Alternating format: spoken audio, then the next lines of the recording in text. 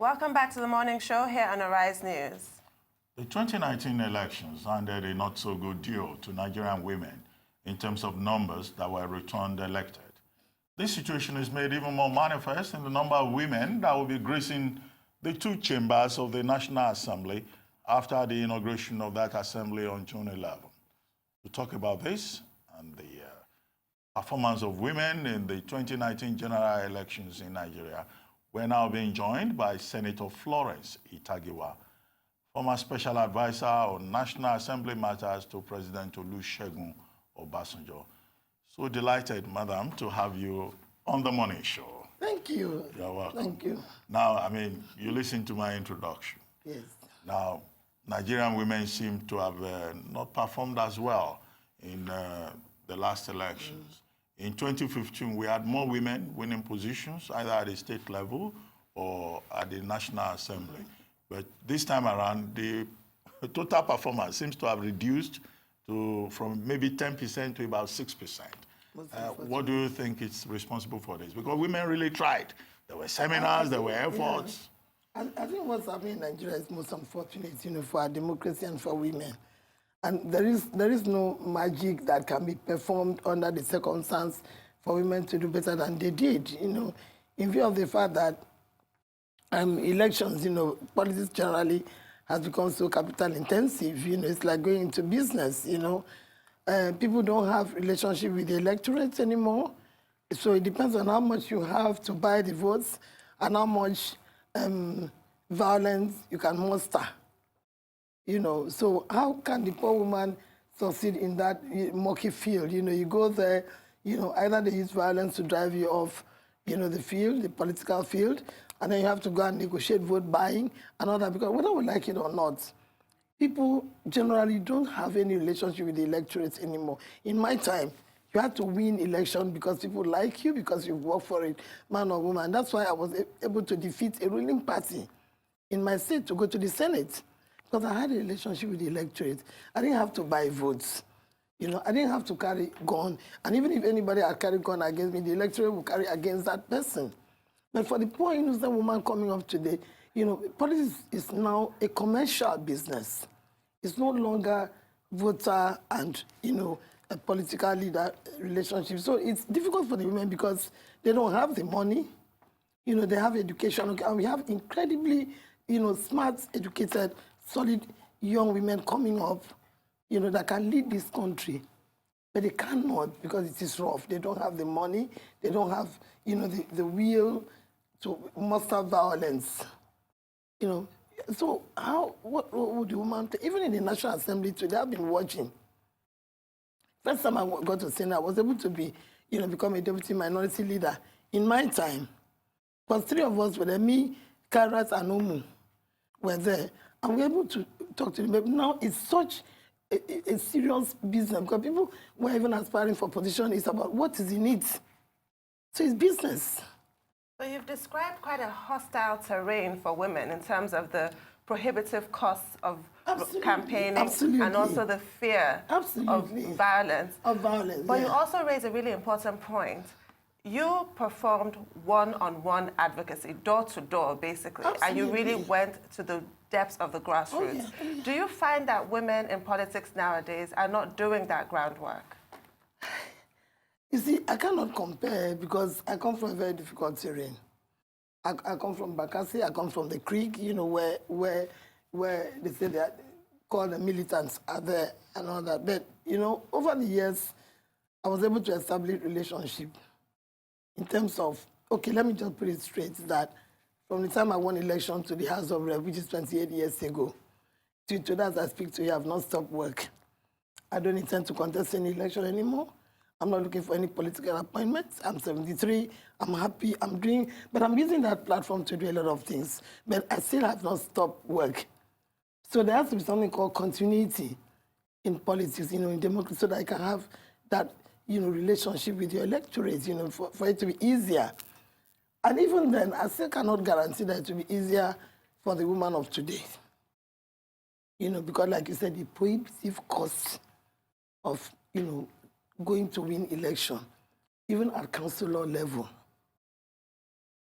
But is it just about cost or violence?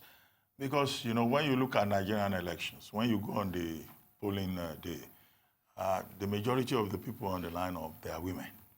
When you go to campaign, you know, this is from my own experience, it's women mostly, you know, that come out. Of course. Nigerian women seem to be more interested in democracy. Yes. So is this a case of women not supporting their own? Because people have said Nigerian women are not supporting even their own candidates on the basis of gender. They will go there, they will vote for men. We don't have normal elections anymore in Nigeria. And I said openly, we have allocation of votes in Nigeria.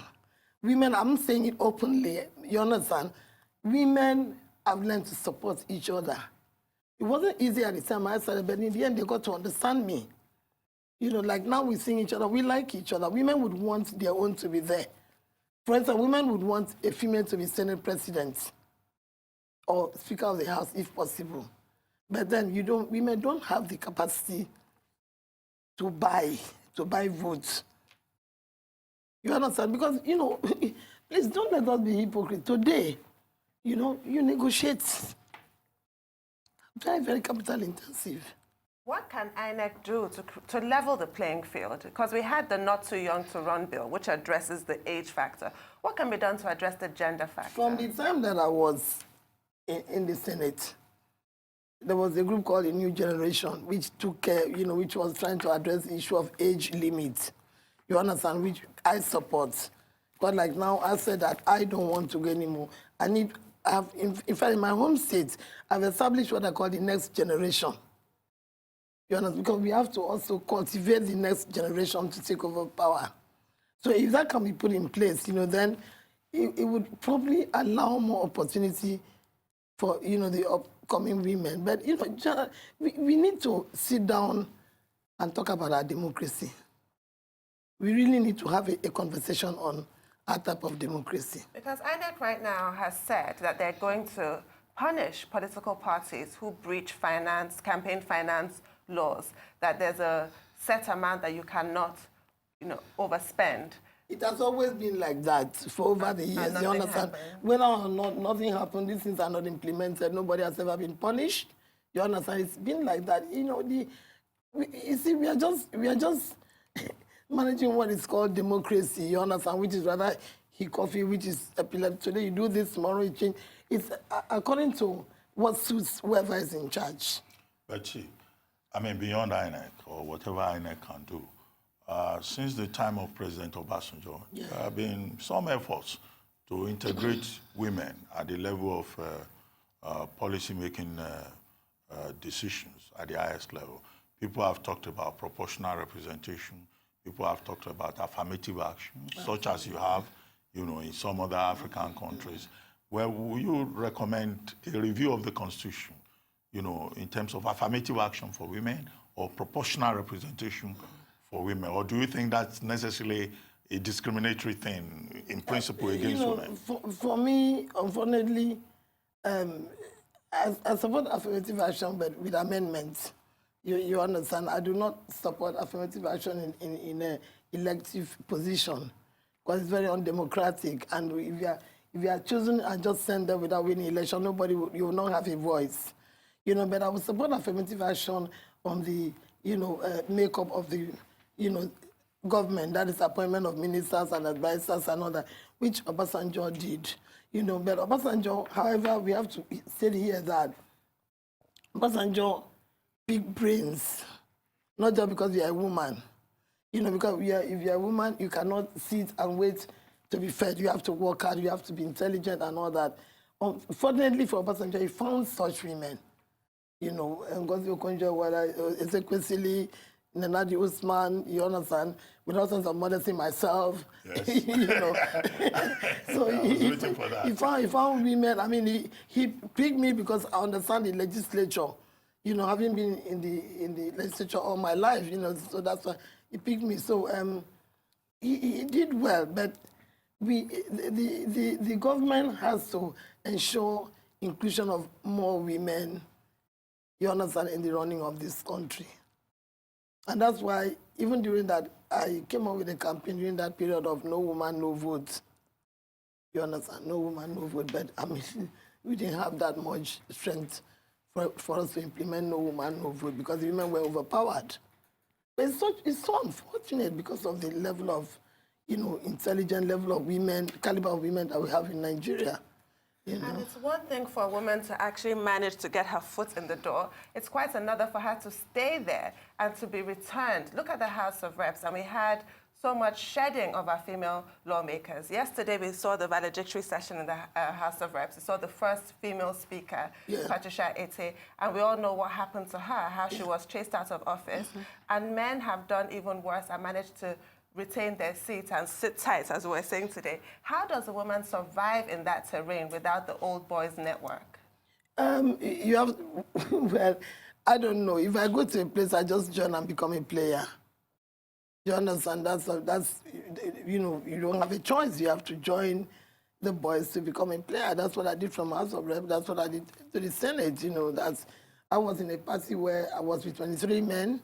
But I was the only one that won the election from the south of Nigeria, was in APP, but I struggled and became a deputy minority leader. The politics of National Assembly is worse than politics of winning election together. It's a very serious power play. And it's a politics that even the president has to be careful, how he gets himself involved, because that's rather murky as well. And if you start now to interfere too much, in the choice of who becomes a leader, so the president cannot say that, okay, Ita-Giwa is a woman, so let her become Senate president. Ita-Giwa has to really integrate and work with the colleagues and try from day one that you have won election, to go and become Senate president. If the president tries to intervene, which I'm seeing signals, but I hope they sort it out. Because once you declare that war, on the day that the clerk of the assembly calls the House to order, if you declare that war by trying to, install a leadership that the senators do not want, then you've declared war, and that war will last for 4 years, as this one lasted. You understand? Once you start that war, it would, last for 4 years. Because it's there's something called. I brought up this point because at some point we were going to get to it. Definitely. You haven't been the liaison officer between the National Assembly and President Obasanjo. Now, on June 11, the 9th National Assembly will convene. Now, what do you think is likely to happen? Now we have two major contestants for the Senate presidency, Ali Ndume and Ahmed Lawan. And then, of course, in the House of Reps, we have other people challenging Gbajabi Amila, who is the anointed candidate. And then in all of this, no woman has been mentioned. Nkeruka Onyejocha wants to be either speaker or deputy speaker. Nobody is even talking about her. No. So what do you think is likely to play out next week? Number one, my advice, I came here last time. I don't know whether it's here. My advice is always for the the executive to stay out of that battle. Because once the executive uses either power or whatever they use to, change the other party and force somebody that the chambers do not want on them. That war, like the Saraki war, that war will start from day one, from that 11th for another 4 years in 2023. So the important thing, number one, is to stay out of it. There's something called separation of powers, which everybody insists on. On the other hand, the executive can see the body language, which is what I advised when I was advisor to Obasanjo, having been on the other side, that Mr. President, we watch the body language, of the legislature and see where the support is going to. And then you now try to lend your support to that party, not to try to force. Well, Madam, if you can just hold it, we'll go on a short commercial break, and then we'll come back, and then you'll continue.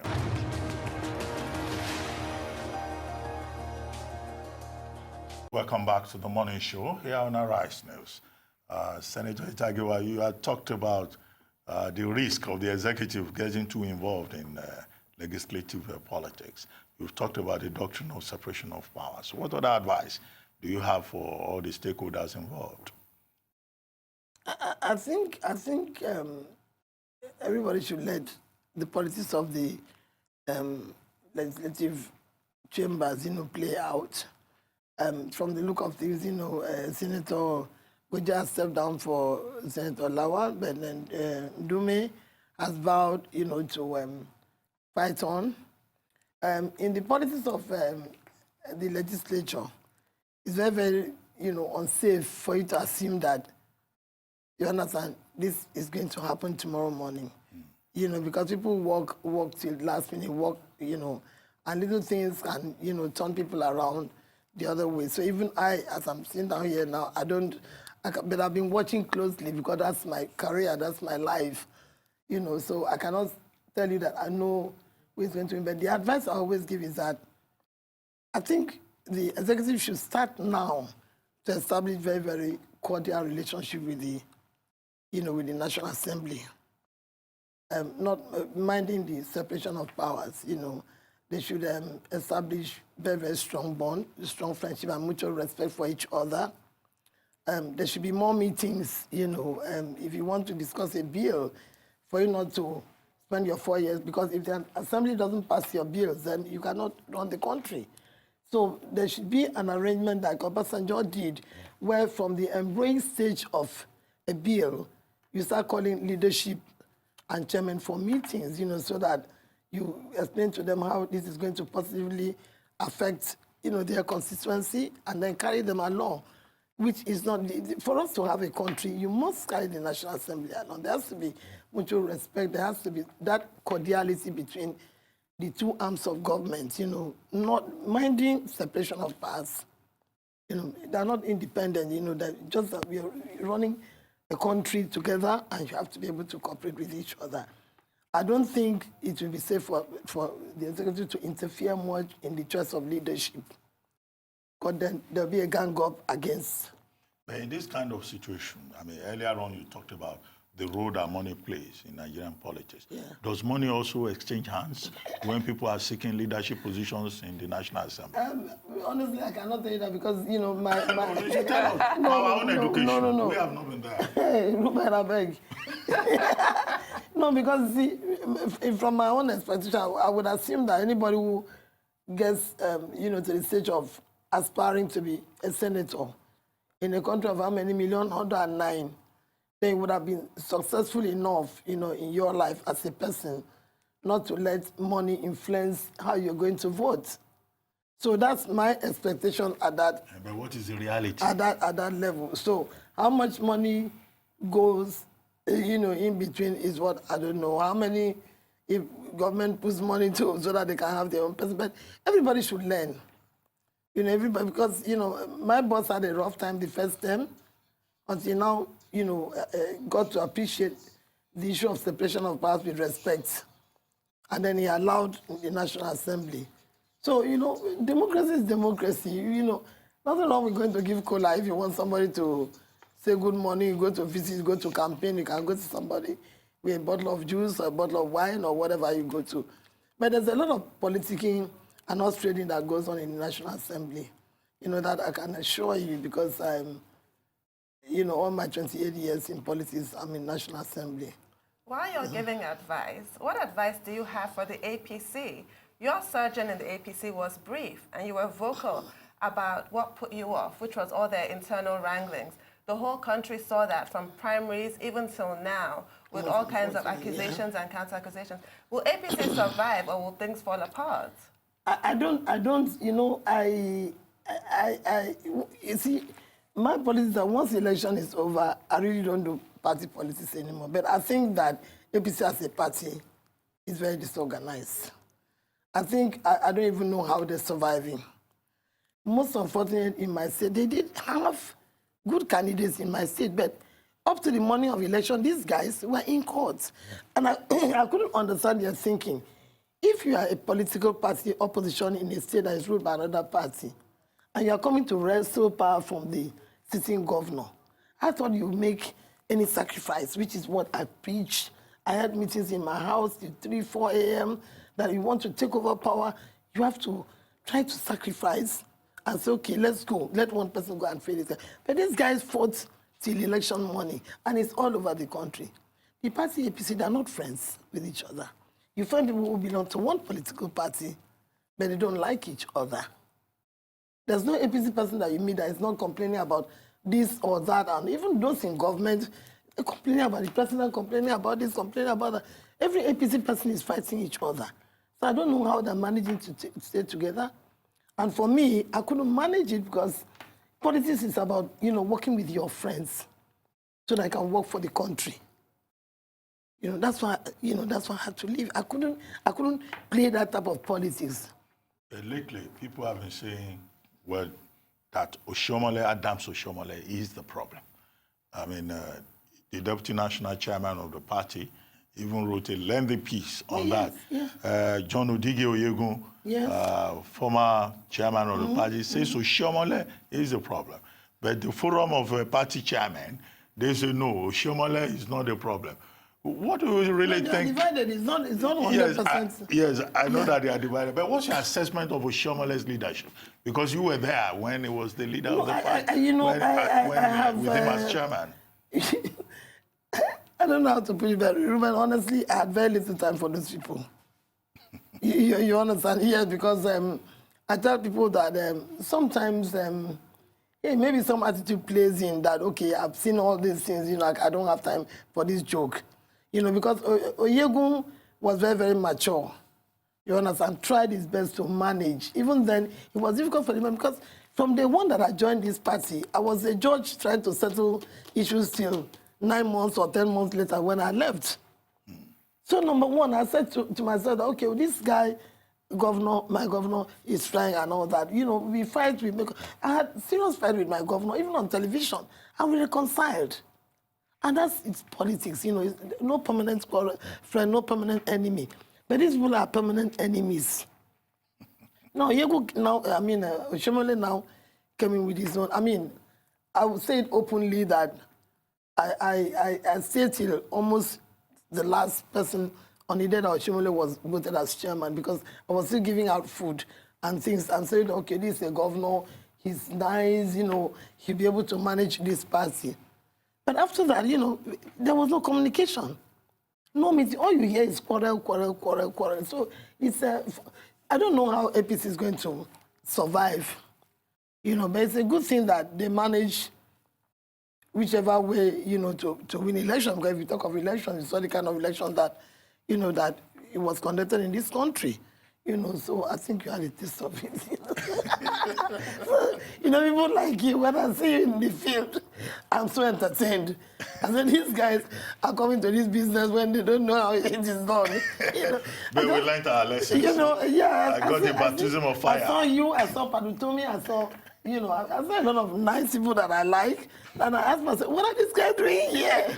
They shouldn't be here. No, we can't leave politics to the professional politicians. No, they shouldn't, because I have to go through the same, to install myself on them, that it cannot be just a professional position, which is about what you gain and what, you get. But APC, is most unfortunate, that they cannot put their house together. I think they'll fall apart more. It's good. What I'm saying in future, because in politics, when we are finished now, we are looking at 2023. Yes. You understand? And I see war. I see war, coming on. That's all. But for me, my joy today is that I have a platform. And I'm using that platform for my charity and doing a lot of wonderful things. I'm a very happy woman. Well, before we talk about the charity program, in South Africa, people have been praising President Cyril Ramaphosa for coming up with a cabinet that is inclusive and that has 50% female representation. Yes. Some of those women holding strategic portfolios. Absolutely. Now, what would you recommend to President Buhari when he comes up with his cabinet? What kind of cabinet would you like to see, either in terms of the quality, the competence of the persons, or gender representation? I always look at South Africa with a lot of admiration, and I think somehow it is silently mandatory, that I have that 50%, even in the legislature, leadership of the legislature, and of course in government. So I'm hoping, that's why, we've been talking, kind of advocacy that more women should be included in the government. President Buhari is a very loyal person, to his very old friends, you understand? And without being derogatory, I think he resurrected a lot of his people of his generation, you understand, to help him, run the government. Because silently, he's a very loyal person that, remembers his old friends, especially in his days of struggle. But that is not how you're going to run a country. You understand? All sentiments should be put aside.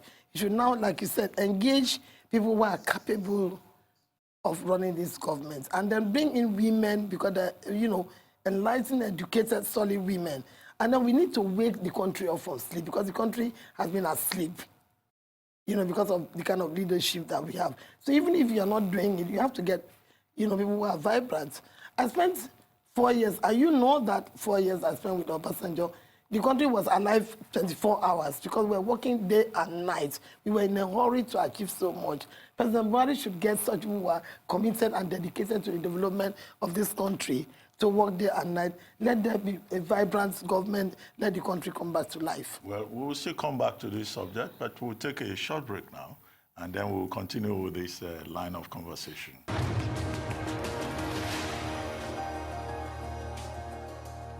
Welcome back to the morning show here on Arise News.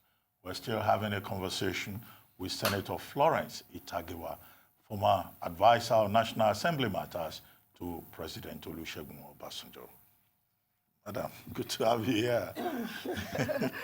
So contrary to our general impression in Nigeria after our post-military misadventure, leadership really is not about power, but about service. So how can women who don't want to or may not be able to stand for elected office, how can they serve Nigeria? If they cannot make it, on the platform of elections, elective office, I think, like I said earlier on, that the government of Nigeria, the president should try and include more women on that platform, which is the executive arm of government, And, I also advise women that you don't even have to be in the National Assembly or be in the government of Nigeria.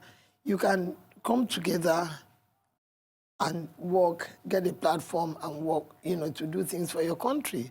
In my home state, I have different platforms, running a very, very good charity program, that we're looking after people. We're going into the creeks of Bakassi to bring out children. Is, very, very, that platform is recognized worldwide today because we've been able to develop children that had no hope. We've been able to develop children that more or less lived in darkness, and today we have produced petroleum engineers, mechanical engineers, computer science and all that, and they're still coming. So there's so much to do. We can also try to, run programs where you now start to build confidence and courage in the next generation, the younger women coming up. There's so much to do in this country because the problem is that the men, I'm not a gender person, but Nigerian men have insatiable hunger, for powerful position. You see, a governor finishes his tenure. A governor left Senate to go to become governor. The governor finishes his tenure, you understand, and goes back to Senate. So where is the space? And there's no female governor. Where is the space for the woman? Because they don't have that type of money. You cannot go and contest election with a governor. So, I think it's a no-win situation for men. But what I say is that women, engage yourself. Because by the grace of God, it will not always be like this. The more we get to engage ourselves, the more we like each other, the more you can join all kinds of advocacy group where you get together to speak out, for women of Nigeria. There's a lot to be done. Like I said, I'm very, very busy, and I'm not in government, and I don't plan to be in government because I'm done with that. And I'm very busy. Well, you've been very busy. You've been very involved, particularly also with the Calabar Carnival, yes. The famous Calabar Carnival. Last year, the theme was Africanism from pessimism to optimism. Yes. Now, what does Afro-optimism, what does it mean to you? What it means, it was, we keep, number one, I always try anytime I have opportunity to correct the erroneous impression, that people have of the carnival. But thank God that you're catching up now in terms of the intellectual challenge, of interpreting a theme through dance and costume.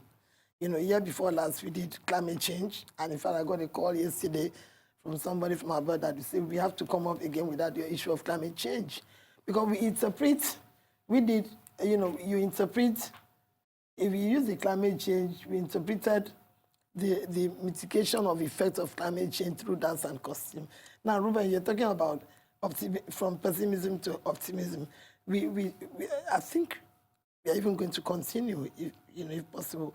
We looked at Africa, you understand, the way it was, the way we were yesterday, what we are today, and what we are going to be in future. In fact, that Africa has come to a point where you've been able to produce a president, you've been able to produce world leaders like Mandela and all that from these days where you were called a Negro. You understand? In England, you were called colored. To now that you are really accepted as an African. The Black American is now called African American, not Negro anymore. So, and I see it happen because I went to Atlanta and I met with a group of 100, African Americans, who have established themselves and done exceptionally well in areas of medicine, of engineering, of technology, everything, men and women. And they have a body called 100 African Americans. And by the way, the leader of that body is a Nigerian. You understand? So that Africanism allowed us play out those things and then also allowed us build more confidence in the black man, in the African man. It's interpretation of where you were, where you are. And I mean, look at this technology today. I remember how many years ago, like now, when I watch you, I'm watching CNN. So I don't have to watch CNN. I watch Arise. Because you are covering everything. You have sophisticated equipment and all that. You have brilliant people anchoring these programs, which wasn't like that. So these are the things that the African man is doing today, we have achieved. And we are now, through that carnival, portraying what we are. It's not just about dancing on the street. It's about dealing with very, very serious topics and like months of burning candle night to do a script.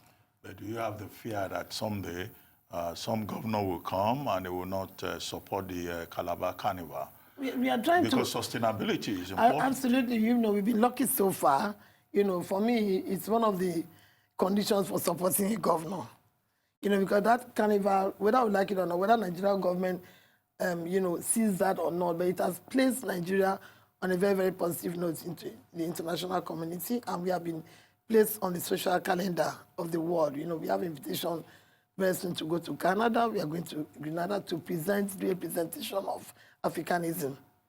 So, we are interacting with the world through that platform. So for me, one of the conditions of supporting an incoming governor is that you should sustain it. However, we are now trying to kind of privatize it, thinking in the near future of asking government to now hand over the carnival to the people, so that we can, sustain it. Because if you don't do that, that risk is there.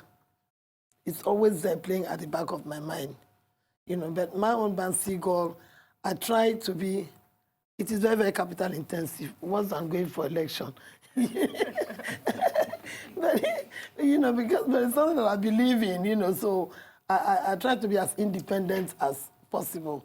We come out to Lagos to do shows, to present what we've done in the past and all that. So we work hard, and that's what I'm saying, that women can do a lot of things, because, to be engaged, to be occupied. Another one of your passions, which you're actually named after Mama Bakassi, is the people of Bakassi. I lost my identity, and it's most unfortunate, and I'm still on that matter till now, because that seeding was completely bungled. The resettlement was totally mismanaged. Up to now, as I speak, we have over 4,000 people in a refugee camp. Up to now, as I speak, some people could not stand living in a refugee camp, so they had to quietly wander back to Cameroon, you understand, to be able to, because they're predominantly fishermen, to be able to fish. Now, during the election, I have the misfortune of sending boats to Cameroon, because I made them, all of us are, Nigerian voters. We have a voters card, we can be voted for and also vote. So I have to bring them back to Nigeria to come and vote. So it's completely mismanaged. Right now, we are in the process of appealing to all the countries that were signatories to that agreement. And if possible, by the grace of God, find our way to the UN to go and report to the world that today we are still suffering. So it's, I'm like in a situation of bottomless pit. I've suffered it. It's a burden I'm carrying all my life. And I think President Buhari knows that. Well, Senator Ita-Giwa, I don't know whether I can ask you a directly personal question. I hope you will not object. When you turned 70, you are now 73. Yes. You say you cannot guarantee that you will remain single for the rest of your life. So where are we with that now? Because at 73, you are competing with the young ladies. I'm not competing. The point I'm trying to make is this is a young, pretty lady here. But the point I'm trying to make is that you don't allow yourself to fall apart because you are over 50, which is what happens to African women. Over 50, they fall apart. And the question I ask is that people like Helen Mirren, John Collins, Mary Streep, the same, or Tina Turner, it's the same God that created them, that created us, So it's not about trying to be young. It's about aging beautifully and gracefully and healthily. So you have to take care of your well-being. On the issue of my guaranteeing to be single, do you know, actually, my daughter Coco called me up the other day, laughing on the phone, and she said, Mom, guess what? I said, what? She said, she had a dream.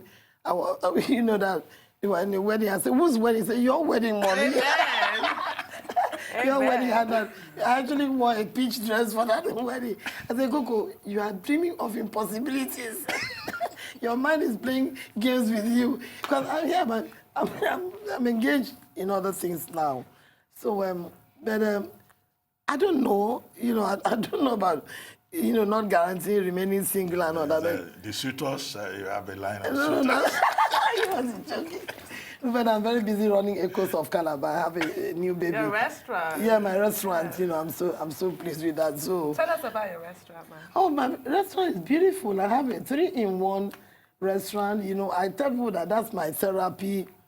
Away from politics. Just doing something completely different. So I have an outdoor which I call the courtyard with a big bar, and we do pop lunch. Then I have downstairs, which is the Echoes of Calabar, that we do incredible, Calabar Nigerian dishes. And then we have upstairs, which is the continental, which we do also very, very good, continental dishes. And we have Africana nights, we have old school nights, we have brunch on Sunday, which is very lively. We have live band, and free champagne, and people drink and dance or can sing with the band and all that. So, I'm doing very happy things, and I'm in an environment I like. I like food. I like to listen to music, and all that. Well, Senator Ita-Giwa, you can be sure that when next time in Calabar, I will come to the restaurant. No, it's here. Oh, is it in Lagos? Yes, so I'm not going to advertise on your platform, but it's here. Okay. People know, check your social... I'm going to check it out. Check it out, go... And my favorite vegetables, afang, epankukwo, Wow, today's the epankukwo day. And, all our fresh fish comes from the fresh water of Bakassi. All our fresh fish comes from... We are not cutting corners. We're doing very good. Okay, thank you very much. Thank you very much, Senator Florence Ita-Giwa. Thank you. Thank you. It's always nice to come and talk to you. I was very excited when I heard that you were here. Thank you. After our argument on what happens in the villa. Thank you, ma'am. Thank you, my daughter.